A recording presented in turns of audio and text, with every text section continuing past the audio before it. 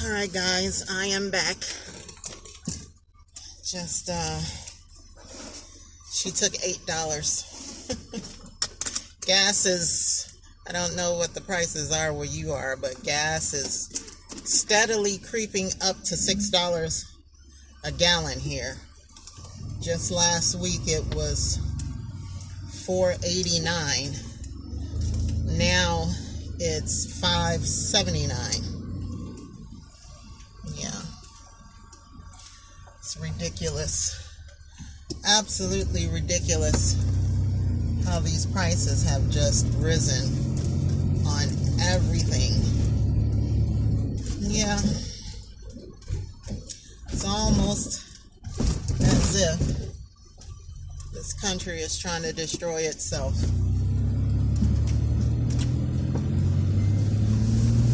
But what can you do? You know, and then with this whole desire and plan to get out on the road and live and travel full time in my vehicle, I can't even imagine what it would cost to fill my tank on the bus now. Before last year, around this time, well, maybe a little bit before this time, back in January last year, I thought, I wasn't sure how much gas it would take, how much it would cost to fill the tank. I think it's a 55-gallon tank on the bus, I think. So I wasn't sure, so I thought I took enough money to cover it regardless. And I wound up taking a lot more than I needed because I really didn't know. But from E to full, it cost me $100 to fill my tank last year. Today, it would probably cost me about $300, honestly. That's how much of a price difference, how much prices have changed in just a year. It's crazy. It is absolutely nuts. And this time last year, diesel was cheaper than regular gas. Now, diesel is much more than regular gas. And regular gas is expensive. Makes absolutely no sense to me. No sense whatsoever. I've even thought about, I have 2 electric bikes in my garage that unfortunately are not operational. They both need batteries, and one needs some kind of sensor in the motor, the hub that goes on it's on the front wheel. It could either go on the front or the back wheel, but mine is on the front wheel. And that's what moves the tire, propels you forward when you hit the I want to say torque. The little lever thingy on the handlebars that operates, that pushes the motor, that operates the motor. Anyway, so there's something, I was riding it, this is when I was working some years ago. I was riding it to work one day and I hit a really hard, deep bump, crack in the sidewalk. And right after I hit that bump, everything just came to a stop. My bike completely turned off. The wheels stopped turning. And I'm like, what the crap? So I tried to ride it like a regular bike. And unfortunately, because it, has the motor and everything on it, it was like trying to drag a dead horse. It was very laboring just to get those wheels to turn. So I got off the bike and I contacted a friend of mine, the gentleman who built the bikes for me, and told him my situation. Yeah, but I've been thinking about trying to figure out how to get those bikes repaired, and or buying a new bike. I've been looking at some bikes online. They're so expensive. Oh my gosh, everything is freaking expensive these days. But yeah, I've been looking at possibly getting a folding bike, a electric folding bike, so that as I travel, I don't have to pull a vehicle behind me. I can just ride my bike wherever I need to go to pick up groceries or whatever, or to, check out the town or city or whatever. I don't need to take the bus necessarily everywhere. And she's so big, she probably won't go to certain places. So I could just jump on my bike. But the downfall about that, riding a bike, is that you can't park it everywhere. You can't park it, period, if it's not secured. If you don't have some kind of security system on it, some bike locks, some bike chains on it, yeah, you can't leave those anywhere, because people, unfortunately, in this world are thieves, and they see an electric bike just sitting out. They take regular bikes, so they'll take that. So yeah, throttle, that's what I was trying to say. That when you hit the throttle on the handlebars to propel make the motor work in the tire, in the wheel. I knew it would come to me eventually. It's the throttle. When you push the throttle, it propels you forward. So anyway, it wasn't working on my bike, so I had to have it fixed. But now there's a problem with, let me take that back. He never did fix that bike. What he did was he put a kit on my other bike, because the sensor or whatever needed to be ordered. And I don't think he knew where to get it. So, yeah. So he put a kit on my other bike, which was just a regular mountain bike, so that I would have a backup until we tried to resolve the problem with the first bike. But we never did. And yeah, I need to do some research to see if I can find a battery for both of these vehicles. I have no clue where he got those batteries from, and I no longer can reach out to him. He's no longer here. He's still living, but he's no longer here. So I can't just call him up and say, hey, can you come work on the bike? Unfortunately. So yeah. Yes, this is my dilemma. But yeah, I've been entertaining the thought of getting another bike and riding my bike. Now when my bikes were operational, I rode those jokers year round. Spring, summer, fall, and winter, I rode those bikes. And to be honest, I miss it. It was interesting.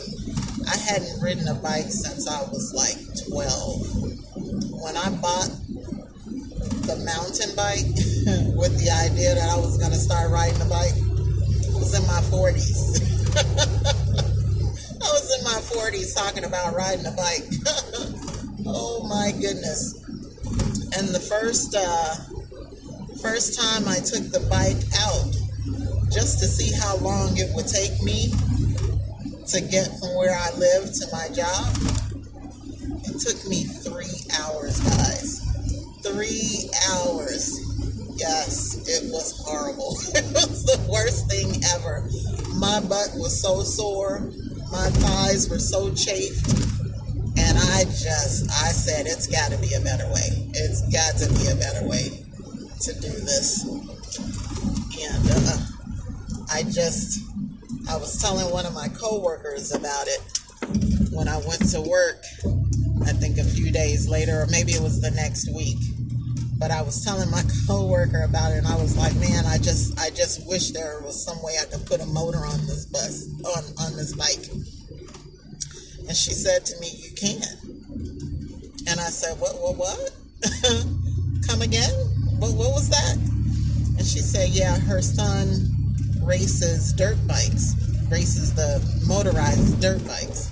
And she said, there's a kit that you can get and put on the bike. And I said, really? Light bulb. And so I started looking for these kits, and I found them. I found them online. I didn't know what I needed. I didn't know which one was the best. I didn't know if it made a difference. But I read up as much as I could on them, and just started looking at different sites and different models and different powers, like the 24 amp and the 48 amp and all of that, volt. And so something said to me, just go to Craigslist and type in electric bikes and see what comes up.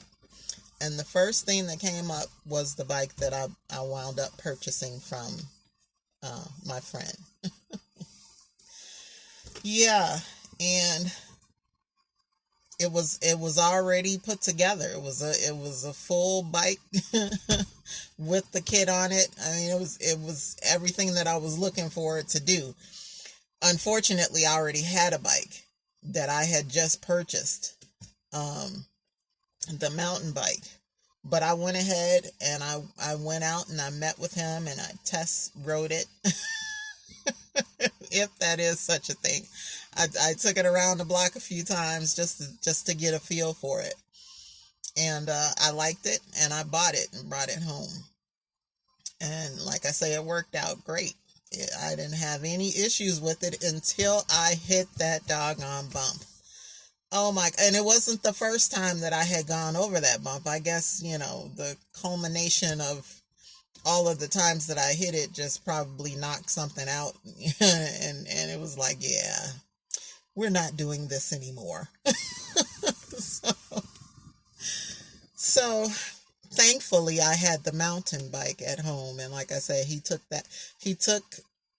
the bike that he built, and he took my mountain bike. And he attempted to work on the first bike, but he also put a kit on the second bike so that I would have a backup. And I'm so glad that he did. And we had forged such a friendship at that point that he didn't even charge me for the second bike, for the kit on the second bike. But yeah, electric bikes are great.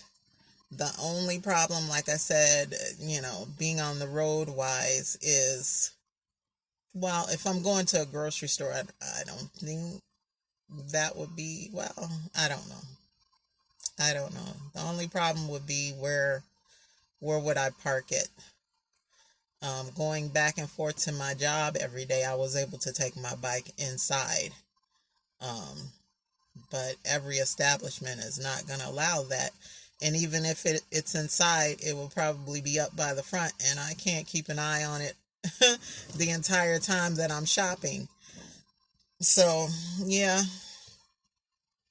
have to figure that part out. I'd also thought about getting like a scooter or a motorcycle to travel with the bus. Put it on because I want to build a deck on the back of my bus, like a fold up deck. And so I'd probably be able to store the bike.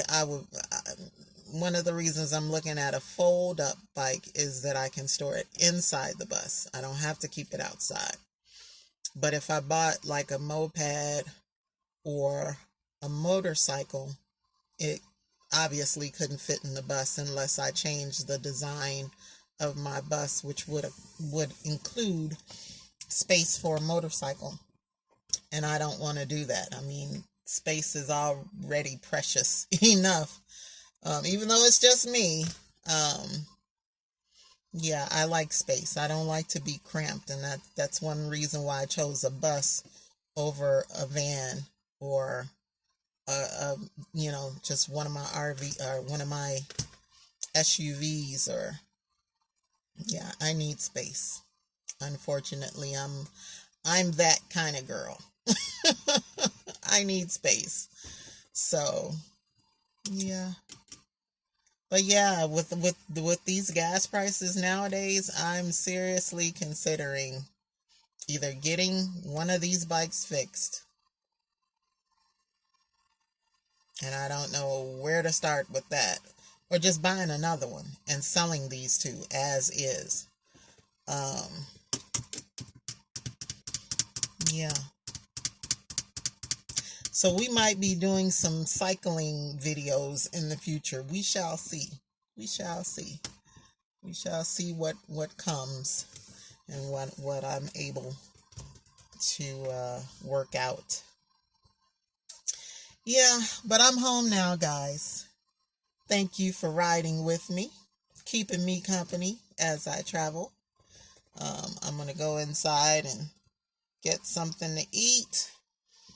And then hopefully I shall be hearing from customers so then I can go meet them and sell them the items that I have so I can continue this process of getting rid of stuff. You know, you never think about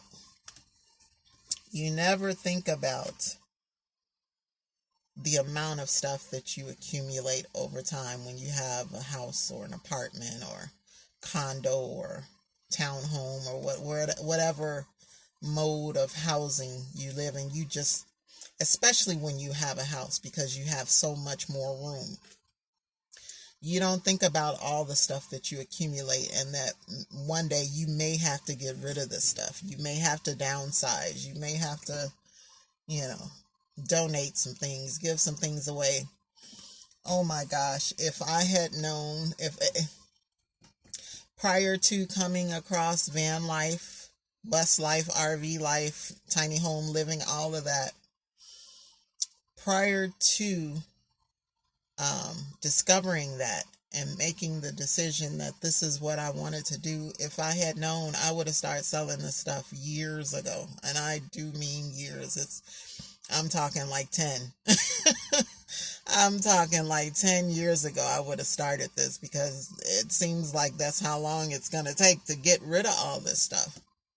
And I've donated a lot.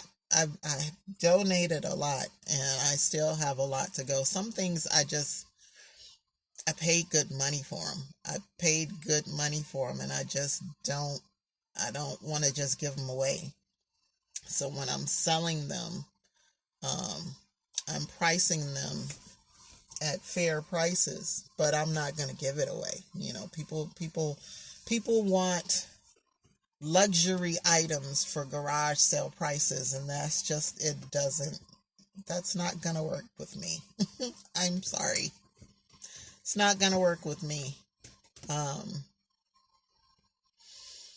But yeah, it's a lot of work trying to organize, trying to categorize, even having to research and find out what are these things selling for now? What's the going rate? Because, you've had some things for so long, and then some things you may have inherited from other people, or somebody might have given to you or gift you. So you don't know. So yeah, it's time consuming. It's a full-time job in itself. And that doesn't even include the estate items. That's a whole nother ball of wax.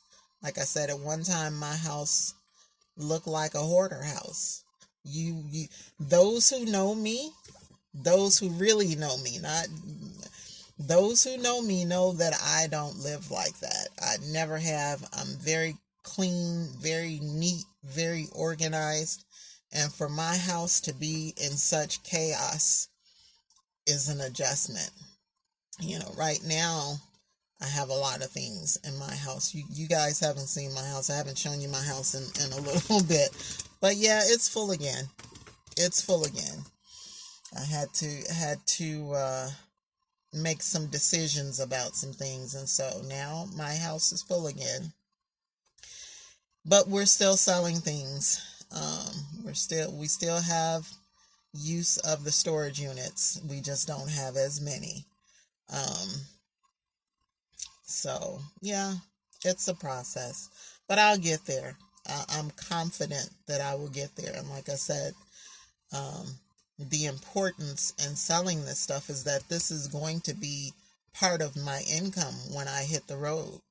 And I want to do it right. I don't want to do it halfway. I don't want to do it, excuse my language, half-assed. I want to do it right. So, yeah. Getting rid of these items and selling them for decent prices is going to help me stay on the road indefinitely. So, yeah.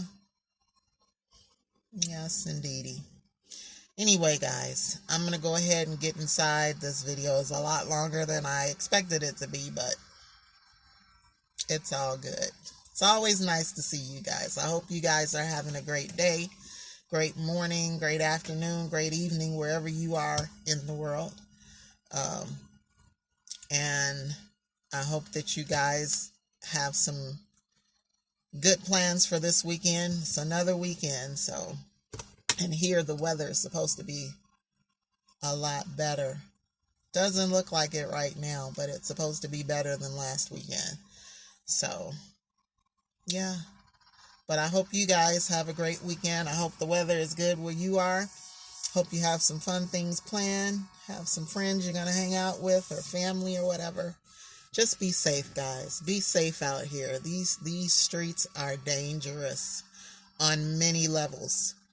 People are absolutely nuts these days, and it seems to be getting worse. So just be cautious, be mindful, be aware of your surroundings wherever you go. Even if you're with family and friends and you feel a certain level of comfort, yeah, you just never know. You just never know what may jump off, and I'm not saying this to cause any fear. I want you guys to be cautious, and I want you to be safe. So yeah. All right, guys. I will talk to you in the next video. Don't forget to thumbs up the video. Don't forget to share it, of course.